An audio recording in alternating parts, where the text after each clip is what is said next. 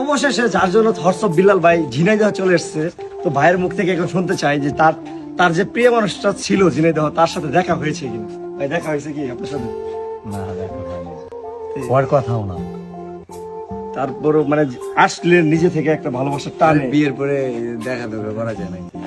আচ্ছা, আরেকটা কোশ্চেন যেহেতু আপনি মনে করে দিলেন, হ্যাঁ, আপনি যে এখনো যে আপনি যে প্রিয়তমার কথা মাঝে মধ্যে মনে করেন এবং তাকে নিয়ে বিভিন্ন কন্টেন্ট তৈরি করেন, এতে আপনার শ্বশুর ভাই থেকে কিছু বলে না?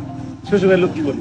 আমার শ্বশুর অনেক আন্তরিক, আমার সম্বন্ধিত খুবই জানো আজকে অসুবিধা মাইন্ড করে না, কারণ জানে আমি কেমন।